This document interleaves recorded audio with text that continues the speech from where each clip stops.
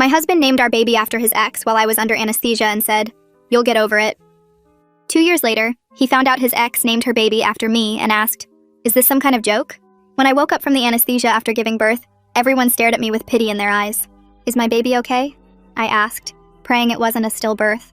No one responded. My mother finally whispered, "The baby's fine." But her voice was wrong. Everything felt wrong. The nurse handed me my daughter, and the first thing I saw was the name bracelet. Jessica Marie. My stomach dropped. That was my husband's ex-girlfriend's name.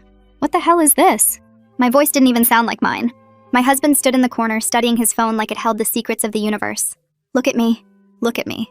When he finally did, his face was completely blank. "You'll get over it," he said. "It's just a name." I'd been in labor for 19 hours. I'd nearly bled out during my cesarean.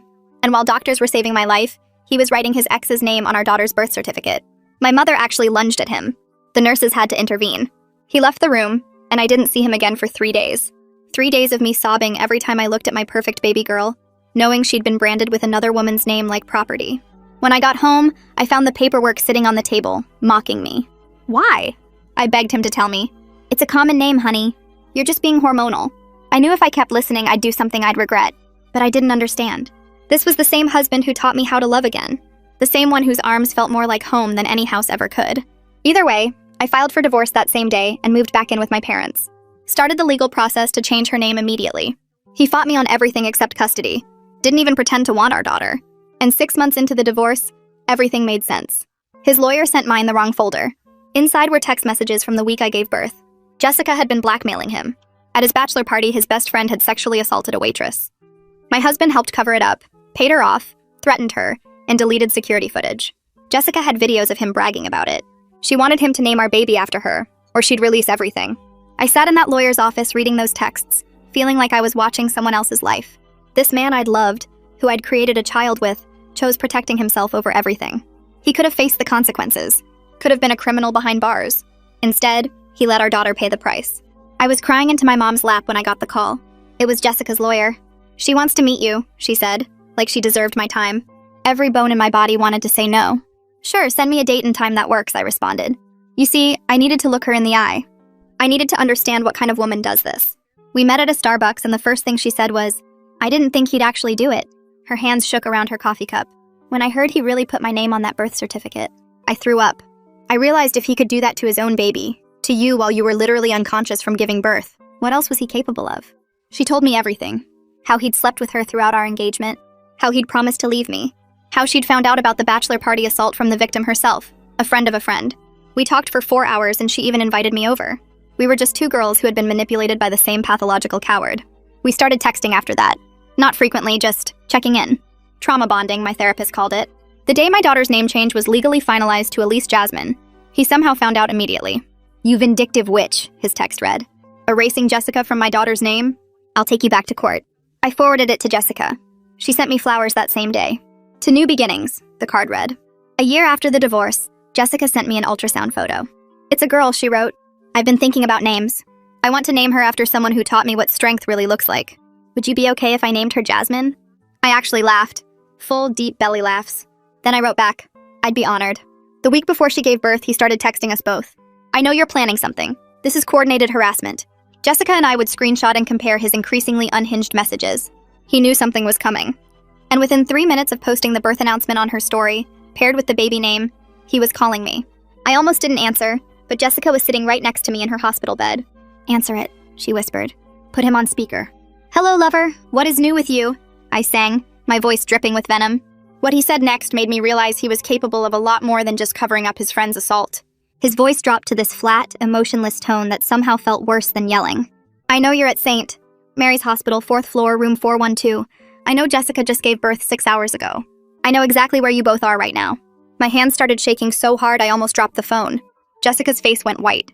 There was no way he could know those specific details unless he'd been following us or tracking our phones somehow. "Stay away from us," I managed to say, then hung up before he could respond. Jessica grabbed my arm. "How does he know where I am? I didn't tell anyone except my mom, and she wouldn't." Her voice trailed off as we both realized the horrible truth. He'd been watching us, tracking us, maybe for weeks or months. I hit the call button for the nurse, and when she came in, I asked for hospital security immediately. The nurse must have heard something in my voice because she didn't ask questions, just picked up the room phone and called. 2 security officers arrived within minutes. The older one, a guy with gray hair and kind eyes, listened carefully as Jessica and I explained everything. The blackmail, the divorce, the name situation, and now this phone call where my ex knew her exact room number. Has he made other threats? The officer asked. I pulled out my phone and showed him the texts from the past week. You vindictive witch, and I know you're planning something, and this is coordinated harassment. The officer's expression got more serious with each message. Have you filed a police report yet? I shook my head. We need to do that first thing tomorrow, he said. But right now, let me put privacy flags on this room and update our no visitor list. No one gets in here without Miss Jessica's explicit permission, and we'll have extra patrols on this floor tonight. After the security officers left, Jessica and I just sat there in stunned silence. Her newborn daughter Jasmine slept peacefully in the bassinet, completely unaware that her mother was stalked by a man who'd already proven he was willing to hurt people to protect himself. I texted my therapist even though it was late. He knows where we are. Everything. I'm scared. She responded within 10 minutes. Come see me first thing tomorrow. Bring all the evidence. It's time to involve law enforcement properly. I barely slept that night, jumping at every sound in the hallway outside Jessica's room. The next morning, I kissed Elise Jasmine goodbye at my mom's house and drove straight to the police station. My hands were still shaking as I walked through those doors carrying a folder stuffed with printed screenshots. Every threatening text. Every message where he mentioned locations he shouldn't have known. The timeline I'd created showing his increasingly specific knowledge about where Jessica and I were at different times. The intake officer at the front desk looked bored until I mentioned the words stalking and blackmail and assault cover-up. Then she sat up straighter and called for a detective. Detective Colin Anderson came out 20 minutes later. He was younger than I expected, maybe mid-30s, with sharp eyes that missed nothing. We sat in a small interview room that smelled like old coffee, and he spread out all my evidence across the table. He read through everything carefully, asking questions about dates and times and specific incidents. When do you think the surveillance started? He asked. I thought back through the past few months. Maybe around the time Jessica got pregnant? He started knowing things he shouldn't have known. Like when I changed Elise Jasmine's daycare. He texted about it the same day even though I hadn't told him. Detective Anderson made notes. What devices do you use regularly? Phone, laptop, tablet? I listed everything. He explained that proving stalking required documented patterns, which I had, but we also needed to figure out how he was tracking us. I want you and Jessica to check your phones carefully. Look for unfamiliar apps, weird settings, anything that seems off. Check your location services especially. That afternoon, Jessica and I sat together in her hospital room going through every setting on our phones. It took almost an hour of careful searching before Jessica found it. Her location services showed sharing enabled with an email address neither of us recognized. My phone had the same thing. Some account we'd never heard of had access to our exact locations at all times. My stomach turned over. He'd been watching us move around the city like dots on a map, knowing where we went, who we saw, everything. We immediately disabled all location sharing, changed every password we could think of, and I called Detective Anderson to tell him what we'd found. That's good evidence, he said. But I'm going to recommend you both get completely new phones with new numbers. If he had access to install that tracking, he might have other ways in that you haven't found yet. The thought of getting a new phone made my chest tight. I was already stretched so thin financially. Single mom, legal fees from the divorce, therapy costs. But Detective Anderson was right. I couldn't keep using a device my ex might be monitoring. My mom drove me to the phone store that same day. We only told absolutely essential people the new number. My mom, my therapist, my lawyer, Jessica. That was it.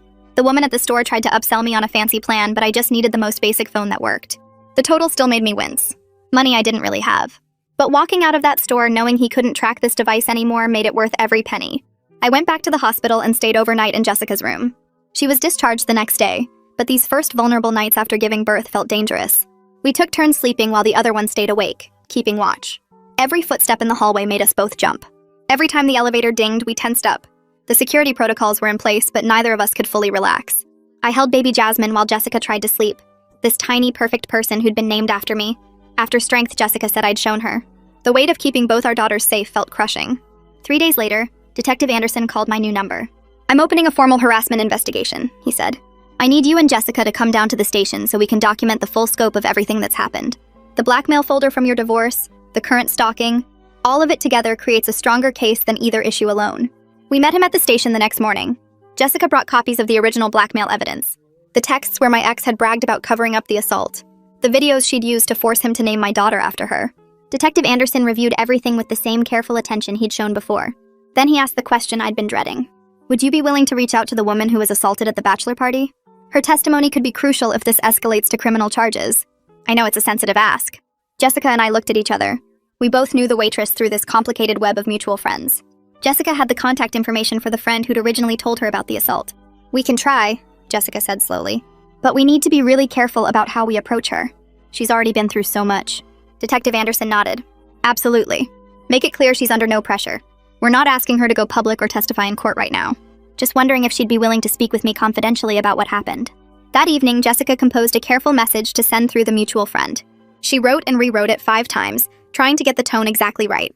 Finally, she settled on something that explained the situation honestly.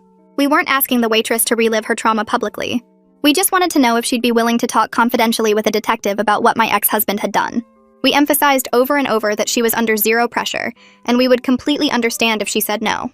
Jessica hit send and we both stared at her phone, waiting. The response came 2 days later through the same mutual friend. The waitress appreciated being asked respectfully instead of ambushed or pressured.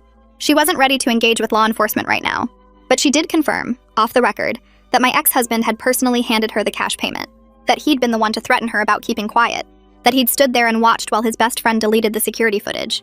It wasn't the answer we'd hoped for, but Detective Anderson said even this secondhand confirmation helped establish the pattern of behavior. My ex wasn't just someone who made bad choices once. He was someone who consistently chose to protect himself no matter who got hurt in the process. The investigation was officially open now, and for the first time since I'd woken up from anesthesia to see Jessica's name on my daughter's hospital bracelet, I felt like maybe someone with actual authority was finally taking this seriously. 2 days of waiting felt like 2 weeks. Jessica and I kept checking our phones every few minutes, hoping for a response from the mutual friend. When the text finally came through, we were sitting in her living room while baby Jasmine napped. The waitress appreciated being asked respectfully instead of being ambushed or pressured. She wasn't ready to talk to Detective Anderson right now, but she did confirm something important off the record. My ex had personally handed her the cash payment. He'd been the one making the threats about keeping quiet. He'd stood there watching while his best friend deleted the security footage. I forwarded the message to Detective Anderson immediately. He called back within an hour. Even secondhand confirmation like this helped establish the pattern of behavior. My ex wasn't someone who made one bad choice. He was someone who consistently chose to protect himself no matter who got hurt. The next step was coordinating with my divorce lawyer. She'd been copied on all the police reports and had reviewed the stalking evidence with her own investigator. Together with Detective Anderson, they drafted a formal cease and desist letter. The letter warned my ex that any further contact or location tracking would result in immediate legal action. They kept it deliberately vague about what evidence we actually had. The goal was to make his paranoia work against him. If he thought we knew more than we did, maybe he'd slip up trying to cover his tracks. The letter went out by certified mail and email on a Thursday morning. I thought maybe it would scare him into backing off. I was wrong. 2 days later, a process server showed up at my mom's house. My ex had filed an emergency motion for temporary custody modification. My hands shook so badly I could barely hold the papers. He was claiming I was experiencing a postpartum mental health crisis, that I was making erratic decisions that endangered our daughter. His lawyer had submitted cherry-picked text messages as proof. Messages where I'd mentioned feeling overwhelmed, where I'd said I was exhausted, where I'd admitted to my therapist that some days were really hard. They'd twisted every normal human emotion into evidence of instability. I couldn't breathe. The hearing was scheduled in just 3 weeks. 3 weeks for a judge to decide if I was fit to keep my daughter. What if the judge believed him? What if they looked at me and saw exactly what he wanted them to see? A hysterical woman making accusations against her ex. Someone too emotional to think clearly. I sank onto the couch and the panic attack hit full force. My chest felt tight. My vision went spotty. I couldn't get enough air. My mom found me like that and immediately pulled me into her arms. She held me while I sobbed and hyperventilated. She didn't tell me to calm down or that everything would be okay. She just held me until the worst of it passed. Then she helped me make a practical plan. We needed to document everything. Gather character witnesses who could speak to my parenting. Get a letter from my therapist explaining what was really going on. My mom made a list while I tried to stop shaking. First priority was the therapist letter. I called and explained the situation. She had an opening the next morning and told me to bring all the court documents. The appointment felt surreal. I sat in her familiar office and watched her read through my ex's twisted version of our conversations. Her face got harder with each page. When she finished, she looked at me with something close to anger. Not at me. At him. She started typing immediately. The letter she wrote explained that my emotional responses were completely normal reactions to betrayal and blackmail revelation and ongoing harassment, not signs of mental instability. She emphasized that seeking therapy and building support systems demonstrated healthy coping, not crisis. That recognizing when I felt overwhelmed and reaching out for help showed good judgment. That protecting my daughter from a man who'd proven himself dangerous was rational, not erratic. She printed 3 copies and signed them all. Told me to give one to my lawyer and keep the others for my records. Jessica called that same afternoon. She'd heard about the custody motion through the legal grapevine. Before I could even ask, she offered to testify. About his controlling behavior. About the stalking incidents. About everything she'd witnessed. She was barely 2 weeks postpartum and still recovering from her own delivery. But she was willing to stand with me despite her own vulnerability. I cried with gratitude right there on the phone. Having her support meant more than I could express. But I also knew we needed more than just our testimony. We needed someone with a bigger platform to understand what was happening.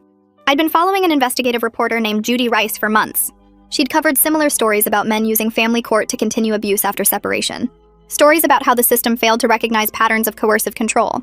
I found her contact information on her website and sent a careful email. Explained the basics of my situation and asked if she'd be willing to meet.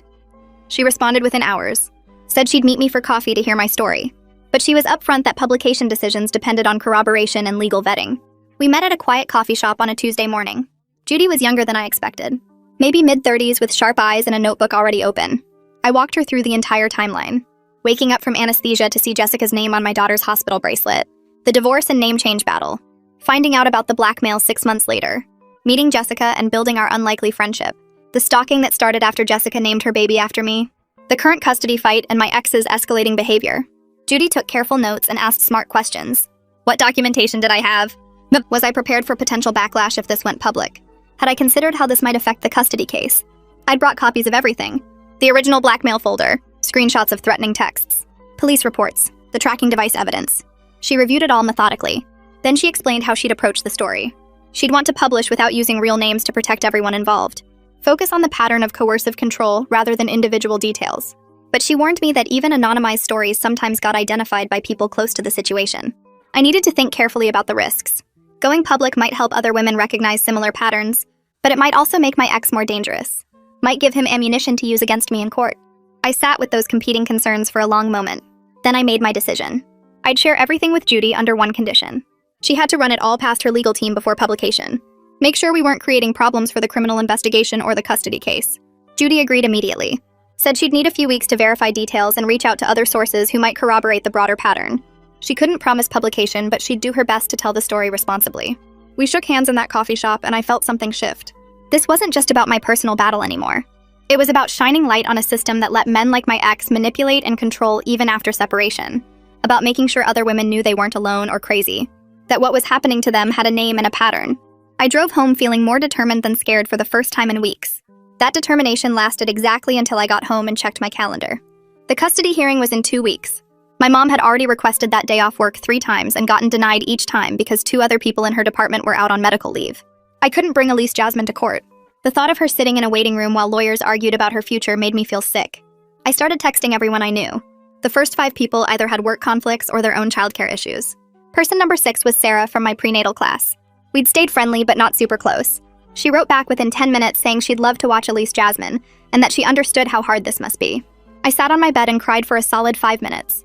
Not sad crying, just overwhelmed by how many people had shown up for me when everything fell apart. Sarah, Jessica, my mom, even Judy taking my story seriously. I'd spent so long thinking I was alone in this mess. My phone rang while I was still wiping my eyes. Detective Anderson's name flashed on the screen. I answered fast because calls from detectives never mean good news, but sometimes they mean progress. He got straight to the point. The judge had approved his warrant to search my ex's phone, computer, and any other devices. They were going to execute it tomorrow while my ex was at work.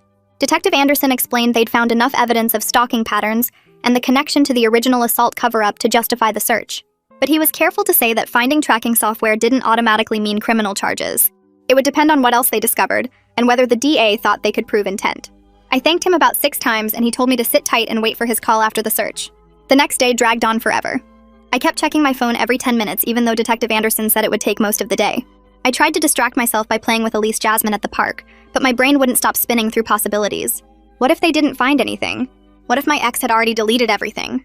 What if this whole thing fell apart and I looked like I'd made it all up? My phone finally rang at 4:30. Detective Anderson sounded different this time. More serious. They'd found purchase records for tracking software dated back to 6 months ago, right around when Jessica first told me she was pregnant. They also found a hidden AirTag tucked into the inner pocket of my diaper bag, the same bag I'd been using for weeks. The one I took everywhere with Elise Jasmine. My hands started shaking so hard I almost dropped the phone. He'd been tracking me this whole time, knowing exactly where I went, who I saw, what I did. Detective Anderson kept talking. My ex was already claiming he had no idea how any of that stuff got there. He was suggesting Jessica must have planted the AirTag to frame him and somehow hacked his accounts to make those purchases. It was such obvious garbage that I actually laughed. But Detective Anderson warned me that his lawyer would probably run with that story and try to make it stick.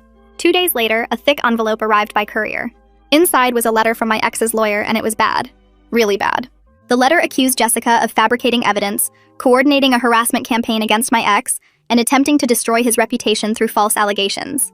It threatened to file criminal harassment charges against her if she continued working together with me. The letter made it sound like Jessica and I were running some kind of conspiracy to ruin an innocent man's life. I forwarded it to Emmeline Rogers, the civil attorney I'd hired after Judy suggested I needed someone focused on protective orders and defamation defense. Emmeline called me an hour later. She'd already drafted a response that tore apart every claim in that letter. Her timeline showed the tracking software purchases happened 4 months before Jessica and I ever met face-to-face. His own purchase records proved his theory was impossible. She also pointed out that his lawyer was now on record threatening a victim of stalking, which wasn't going to look good if this went to court. Emmeline said we should use this momentum to file for a restraining order right away. We had documented stalking through the tracking device. We had threatening texts. We had his increasingly unhinged behavior. The judge would likely grant a temporary order immediately, and then we'd have a hearing for a permanent one. I met her at the courthouse the next morning with every piece of evidence we'd collected. Text messages printed and organized by date. Police reports. The tracking device Detective Anderson had logged as evidence. Screenshots of his social media posts where he'd made vague threats about people trying to destroy him. Emmeline walked me through the filing process and explained what would happen next. We submitted everything to the clerk, and then we waited. 3 hours later, the judge signed the temporary restraining order. It required my ex to stay at least 500 feet away from me, Jessica, and both our daughters. No contact through any means. No showing up at places he knew we'd be. Violation meant immediate arrest. I called Jessica from the courthouse steps. She cried when I told her. Relief crying. The kind that comes when you've been holding your breath for so long you forgot what normal breathing felt like. We were both on that order now. Both protected. Both able to prove in court that his behavior had crossed legal lines. For 3 days, nothing happened. He didn't text, didn't call, didn't show up anywhere. I started to think maybe the restraining order had actually scared him into backing off. Then I got the call from Elise Jasmine's daycare director. Her voice was tight and professional in that way that means something is very wrong. My ex had just walked into the daycare lobby. He was demanding to see his daughter, claiming he had parental rights and the restraining order didn't apply to his own child. The director had refused to bring Elise Jasmine out from the classroom. She'd kept him in the lobby and called the police. And me. I grabbed my keys and drove to that daycare, going 20 miles over the speed limit the whole way. My brain kept playing worst-case scenarios. What if he pushed past the director? What if he grabbed Elise Jasmine and ran? What if the police didn't get there in time?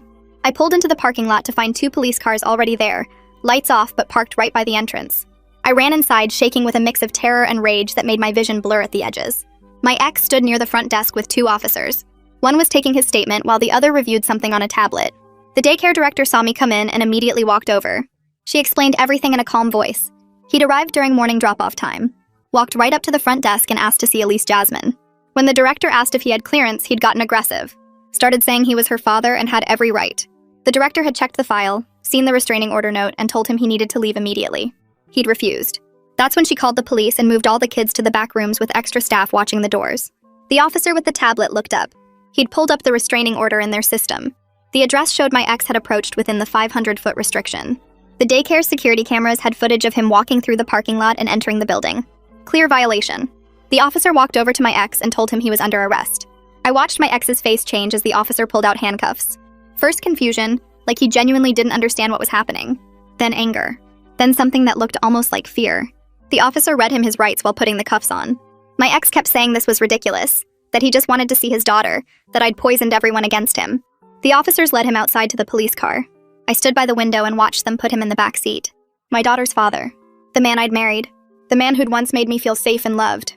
Now getting arrested for stalking and violating a protective order. I felt relieved that he was in custody.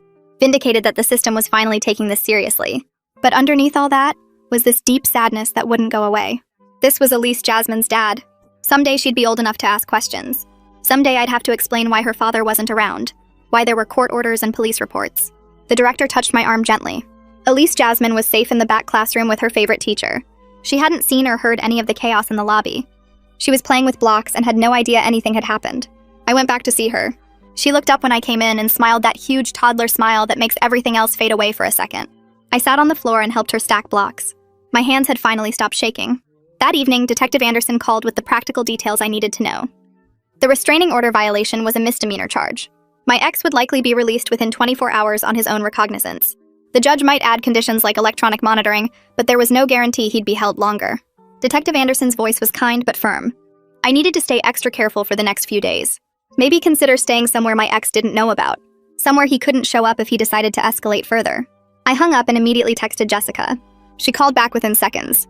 Before I could even explain the whole situation, she jumped in with an offer. Her apartment.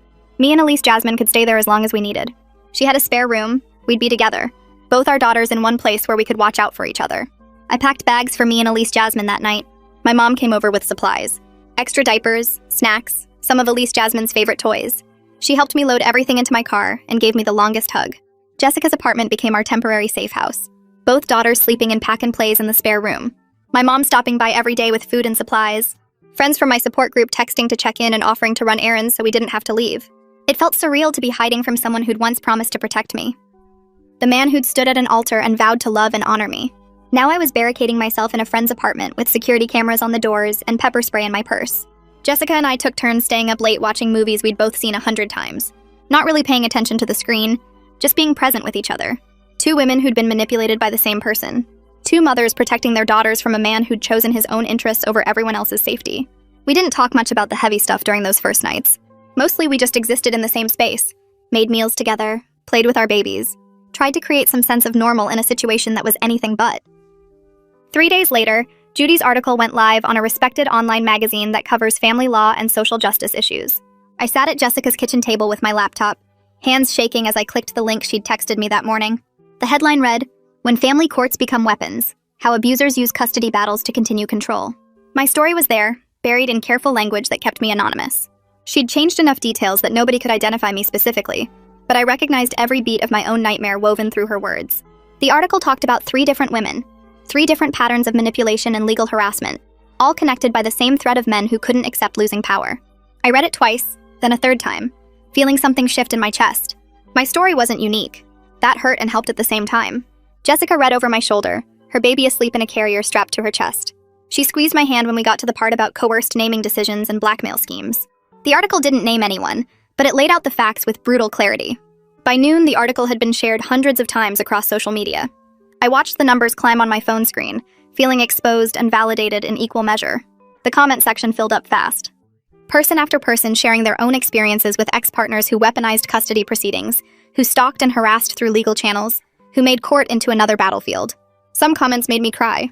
Others made me angry all over again at how common this pattern was. Nobody identified me in the comments, thank God. Judy had done her job protecting my privacy while still telling the truth. But reading those other stories, seeing how many people understood exactly what I'd been through, made me feel less alone than I had in months. Jessica printed out some of the most supportive comments and stuck them on her fridge. One woman wrote about her ex tracking her phone for 2 years before she discovered it. Another described her ex filing frivolous motions every few months just to drain her bank account and keep her in constant legal limbo. A third talked about her ex using their daughter's therapy sessions to gather ammunition for custody battles.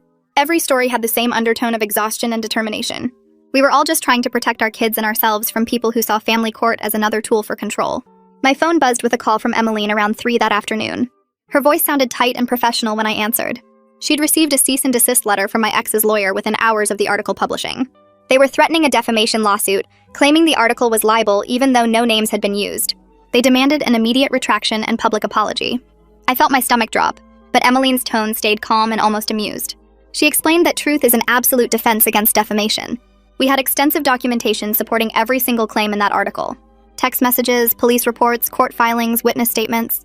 His lawyer was bluffing, trying to intimidate us into silence. She'd already drafted a response laying out exactly why their threats held no legal weight. I asked if I should be worried, and she told me this was actually a good sign.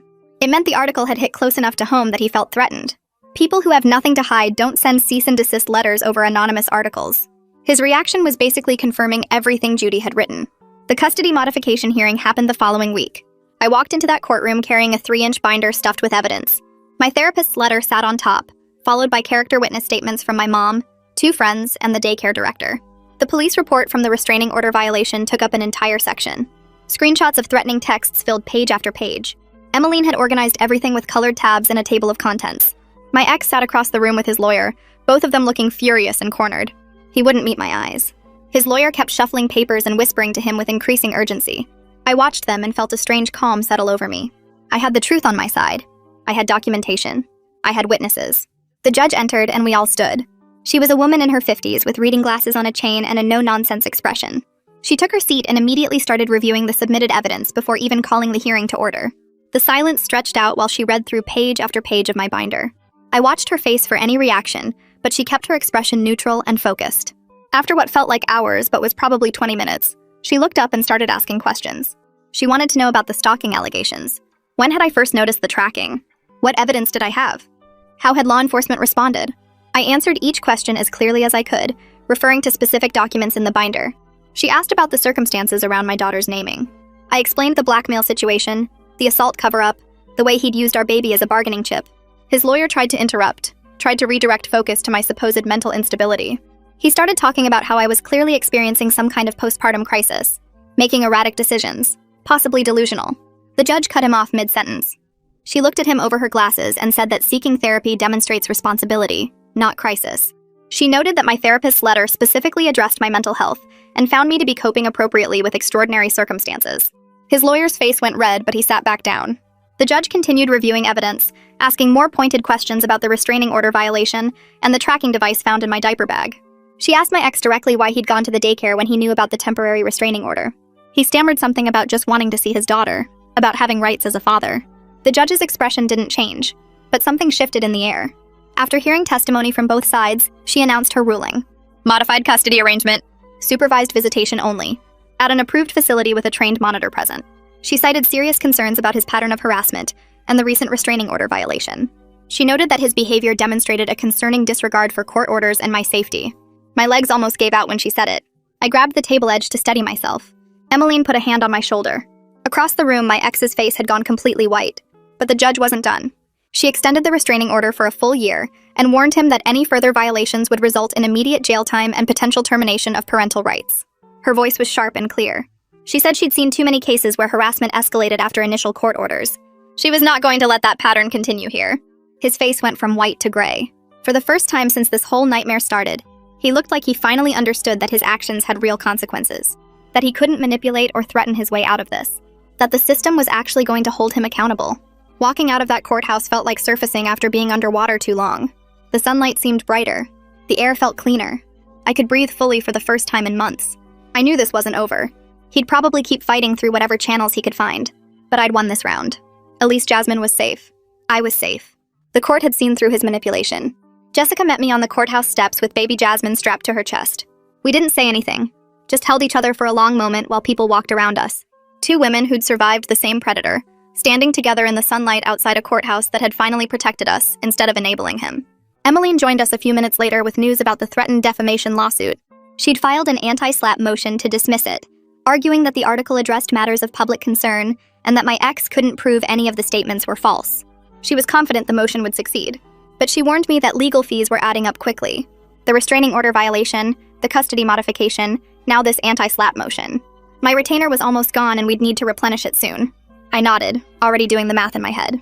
That night, after putting Elise Jasmine to bed, I opened my laptop and started looking for freelance work.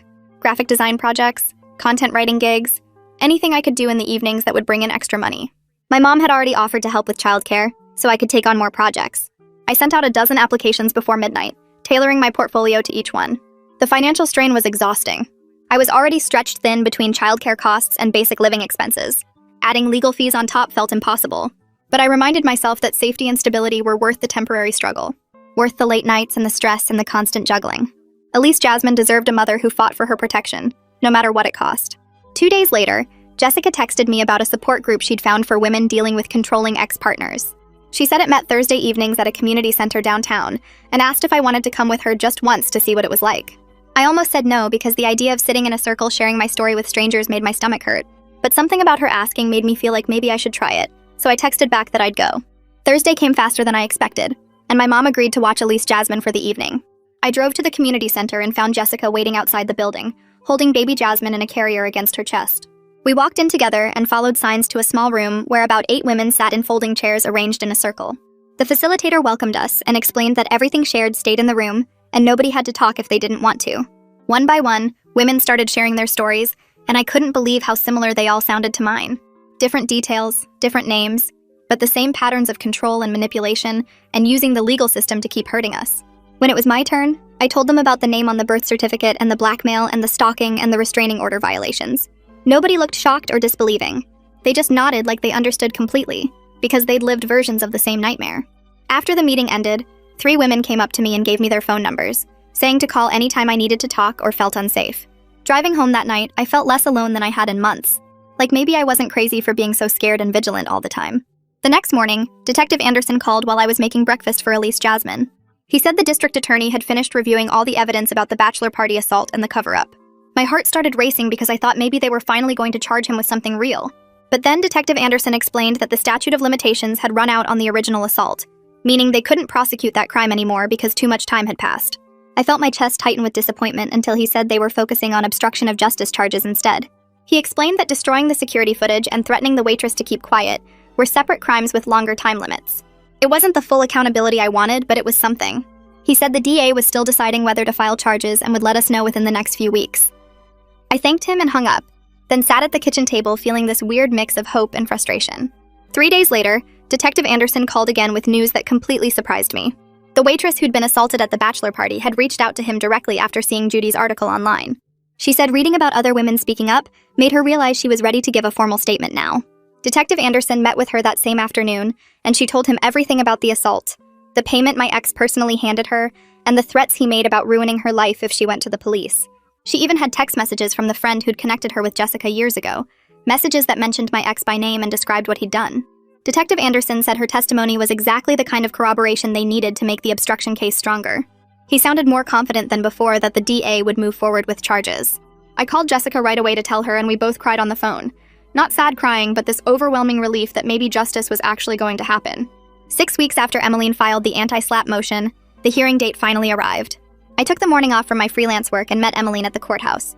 She'd warned me that these hearings were usually quick and technical, mostly lawyers arguing about legal standards.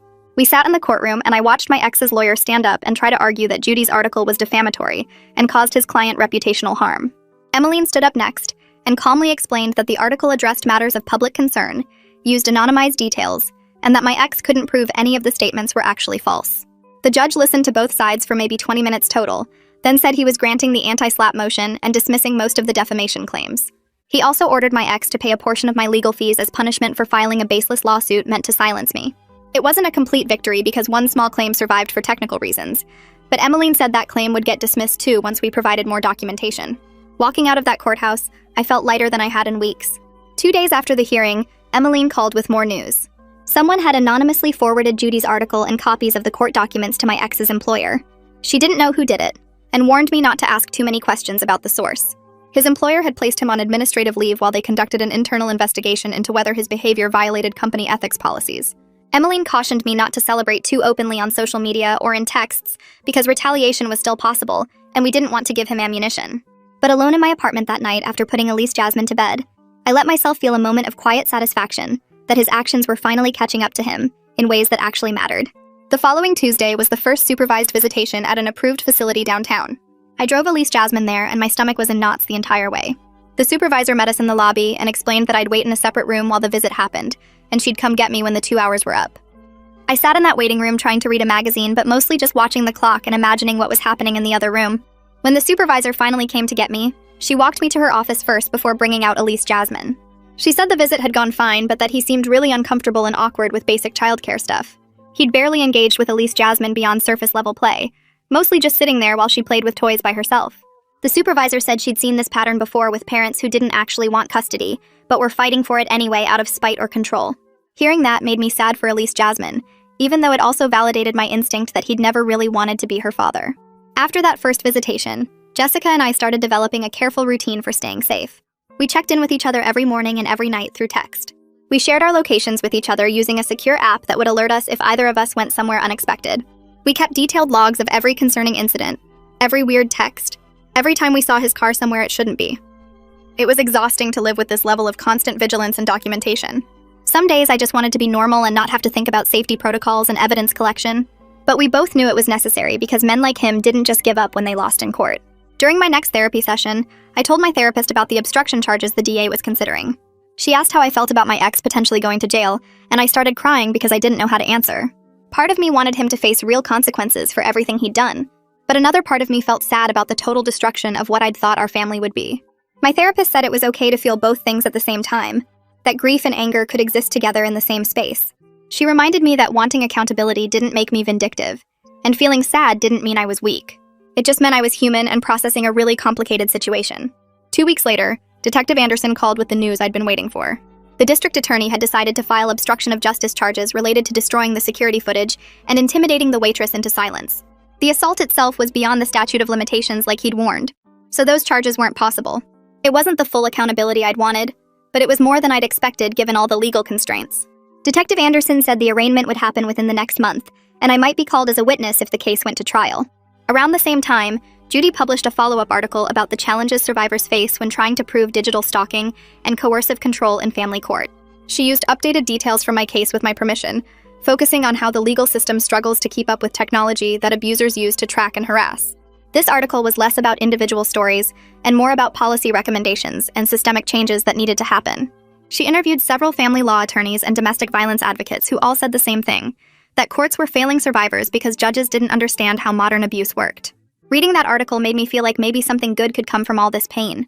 Like maybe my story could help change things for other women dealing with the same nightmare. The emails started flooding in the next morning. I woke up to 17 new messages from lawyers and advocates I'd never heard of, all offering free consultations or connections to support groups in my area. One family law attorney in the next county over wrote that she'd been fighting these exact battles for years and wanted to share resources about documenting digital abuse for court. A domestic violence prevention organization invited me to speak at their next training session for court advocates. I sat at my mom's kitchen table reading through each message, feeling weird about how many strangers suddenly cared about my situation. Part of me wanted to ignore them all and just focus on getting through each day with Elise Jasmine. But another part recognized that these people understood the system in ways I was still learning, and maybe their help could make the difference between winning and losing the next court battle. I forwarded the most relevant contacts to Emmeline so she could vet them and figure out which connections might actually be useful. She called me that afternoon to say the DA's office had reached out with news about my ex's case. He was trying to negotiate a plea deal through his criminal attorney, offering to plead guilty to reduce charges if it meant avoiding jail time completely. The DA wanted my input on whether I'd support a plea agreement or if I wanted to push for a trial. My stomach twisted at the thought of having to make this decision. A trial meant reliving everything in public testimony, meant facing him across a courtroom while lawyers picked apart every detail of our relationship. But a plea deal meant he might get off easy, might avoid real consequences for what he'd done to me, to Jessica, to that waitress whose life he'd helped destroy. I scheduled meetings with both Emmeline and my therapist to talk through the options before giving the DA my answer. Emmeline laid out the practical considerations in her office 2 days later, explaining that trials were unpredictable and expensive, that juries sometimes sympathized with defendants who seemed remorseful, that the evidence we had was strong, but not guaranteed to result in the maximum sentence. My therapist helped me work through the emotional side that same week, asking what outcome would actually help me feel safe and move forward. After 3 sessions of talking in circles, I finally knew what I needed. I called the DA's office and told them I'd support a plea deal only if it included mandatory counseling, strict probation terms, and a formal admission of wrongdoing in open court. I didn't want him claiming later that he'd been falsely accused or railroaded by some conspiracy between me and Jessica. I needed him to stand up in front of a judge and admit what he'd done.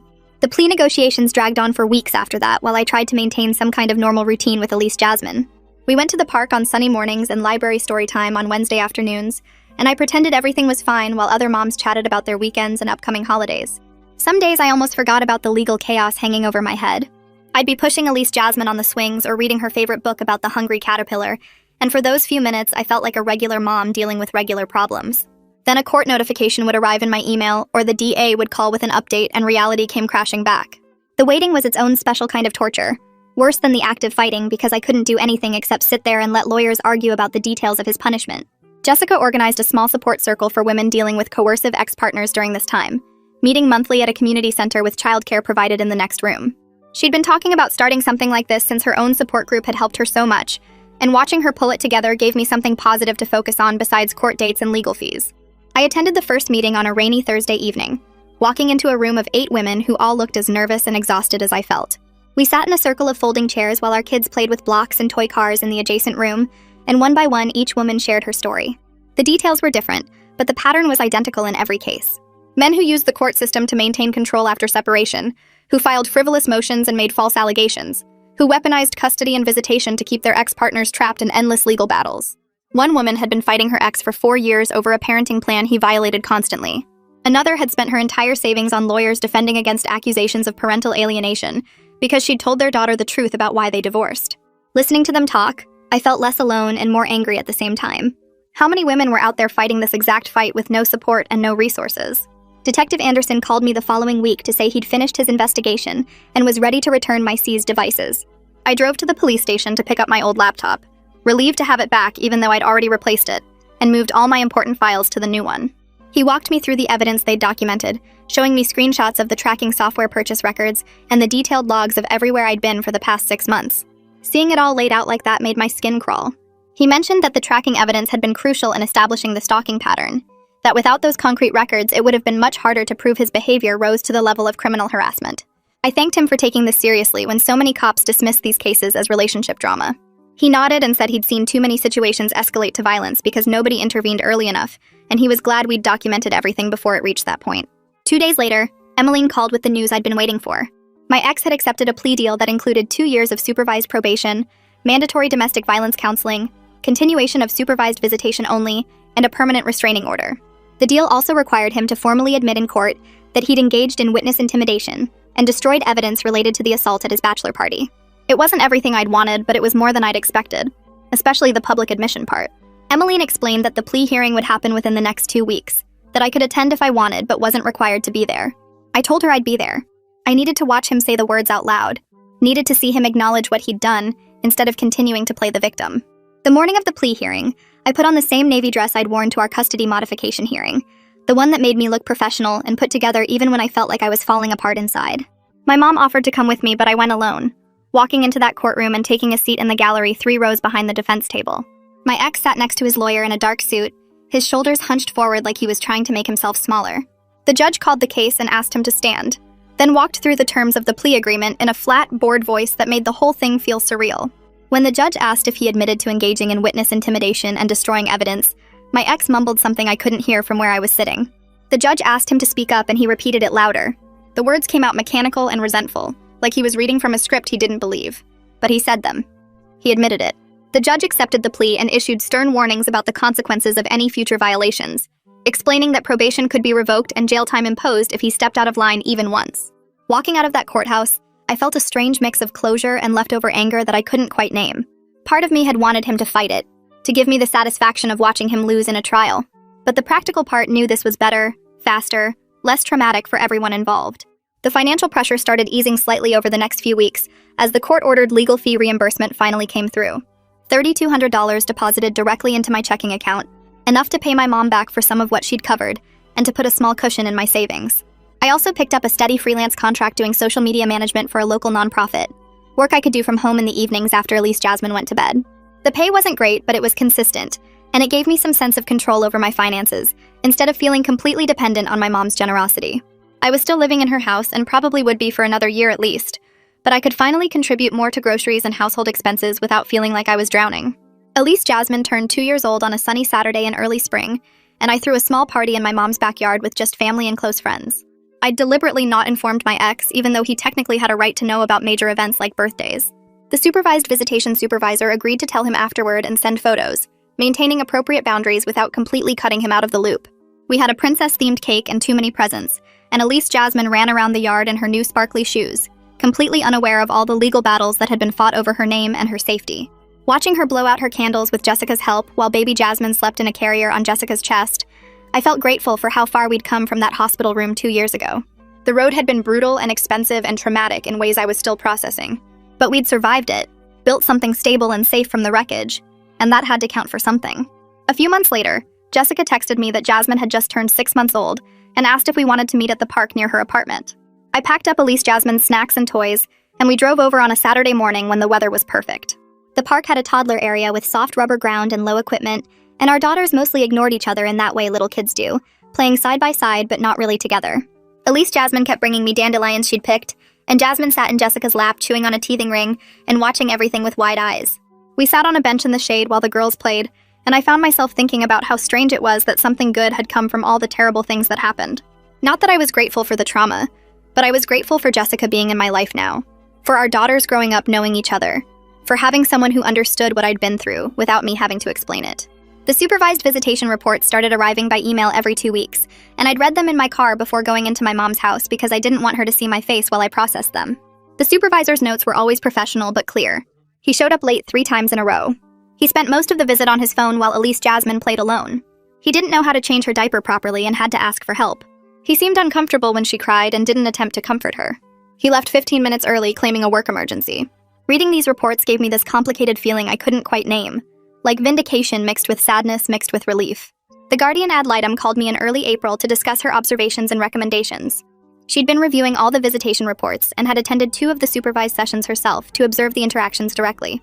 She explained that Elise Jasmine showed no signs of attachment to him, didn't seek him out for comfort, and seemed more interested in the toys at the facility than in spending time with her father. Based on her professional assessment, she was recommending to the court that visits be reduced from twice monthly to once monthly, and that we reassess in 6 months to see if even that schedule was beneficial for my daughter. I thanked her and hung up, feeling like I could breathe a little easier. The court hearing for the schedule modification happened on a Wednesday morning, and I took off work to attend even though my presence wasn't technically required. I sat in the back of the courtroom while the lawyers presented the guardian's recommendation and the visitation reports to the judge. He barely put up a fight through his attorney, just a weak argument about wanting to maintain his parental connection. The judge reviewed the documentation, asked a few questions, and approved the reduced schedule without much deliberation. Walking out of that courthouse, I felt guilty about how relieved I was, like I should want my daughter to have a relationship with her father, even if he was terrible. That afternoon, I had my regular therapy appointment, and I admitted these feelings to my therapist. She reminded me that prioritizing Elise Jasmine's stability and my own mental health wasn't selfish, that children don't benefit from forced relationships with parents who can't meet their emotional needs, and that my relief was a healthy response to having less disruption and stress in our lives. I started browsing apartment listings online in the evenings after Elise Jasmine went to bed, just looking at what might be possible on my current income. My mom kept insisting there was no rush, that we could stay as long as we needed, but I felt ready to have my own space again. I wanted Elise Jasmine to have her own room, wanted to be able to make my own decisions about what we ate for dinner and when we did laundry. I found a few places that might work and started scheduling viewings for the weekends. One Saturday, Jessica and I met for coffee while my mom watched both girls, and she seemed quieter than usual. After we'd been sitting there for a while, she told me she was thinking about moving back to Ohio to be closer to her parents and sisters. Her family had been asking her to come home ever since Jasmine was born, and she was starting to consider it seriously. I was surprised by how much the idea of her leaving upset me. We'd become real friends over the past year, not just 2 people bonded by shared trauma, and I'd gotten used to having her nearby for playdates and coffee and late-night texts when one of us couldn't sleep. I told her I'd miss her if she moved, and she said she'd miss me too, but that she needed to think about what was best for Jasmine long-term. The civil lawsuit filed by the waitress against my ex and his best friend moved into the discovery phase, and both Jessica and I received requests from her attorney for sworn declarations supporting her case. I spent an evening writing out everything I knew about the bachelor party assault, the cover-up, the blackmail, all of it documented with dates and details. Jessica did the same. We submitted our declarations through our respective attorneys, and it felt good to contribute something concrete to her pursuit of justice, even though our own legal battles were mostly finished. A week later, Emmeline called to tell me that my ex's employer had completed their internal investigation and terminated his employment based on the criminal conviction and violation of company ethics policies. She warned me that losing his job might make him more desperate and unpredictable, so we needed to maintain all our safety precautions. I checked that my security system was armed every night, kept my phone charged and nearby at all times, and made sure the daycare had updated photos and information about the restraining order. In late May, Emmeline forwarded me a message that had come through his lawyer. He was offering to voluntarily terminate his parental rights in exchange for me agreeing to drop the permanent restraining order and stop interfering with his attempts to rebuild his reputation. I read it twice, feeling anger build in my chest at the manipulation of it. He wanted to abandon his daughter officially, but also wanted me to make myself vulnerable to him again and help him pretend he was the victim in all this. Emmeline and I got on the phone within an hour, and I told her to reject the offer immediately. I wasn't interested in any deal that required me to compromise my safety or help him rehabilitate his image. She sent a formal rejection that same day. I finally found an apartment I could afford in early June, a modest 2-bedroom place about 20 minutes from my mom's house. The rent was manageable with my current income, and it had good reviews about security and maintenance. I signed the lease feeling both excited and scared about this step toward real independence. Moving day was exhausting but good. My mom took the day off work to help, and Jessica drove over with Jasmine to bring housewarming gifts, including a top-of-the-line security system she'd researched and ordered specifically for my new place. We spent the afternoon unpacking boxes and setting up furniture, while the girls played with the empty boxes and packing paper. By evening, the apartment actually looked like a home, and I felt proud of what I'd built for me and Elise Jasmine. The restraining order came up for renewal in July, and both Jessica and I had to appear in court to request extensions.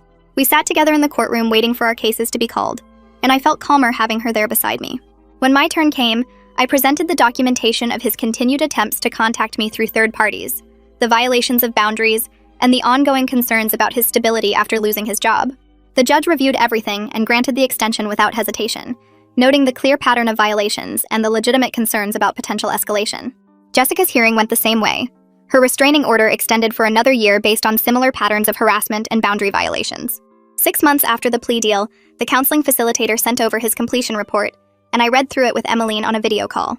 The report noted that he attended all required sessions, but showed minimal engagement with the material, and demonstrated little to no insight into his own behavior patterns. The facilitator's professional opinion was that he completed the program because it was court-ordered, not because he actually wanted to change anything about himself.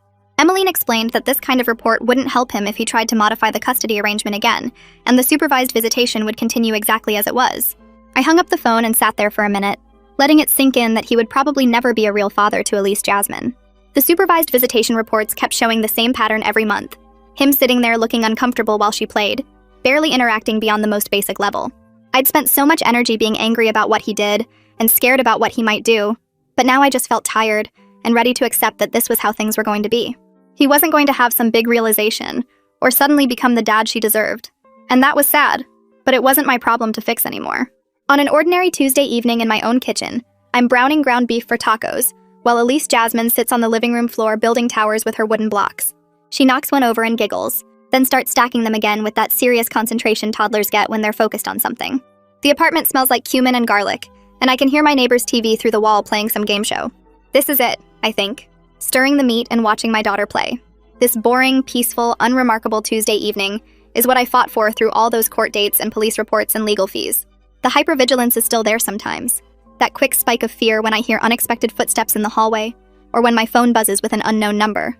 The legal battles left marks that probably won't ever completely fade, and I still check the locks twice before bed and keep my phone charged at all times. But we have this now. This simple routine where the biggest drama is whether she'll actually eat her vegetables at dinner, and that's enough. It has to be enough, and somehow it actually is.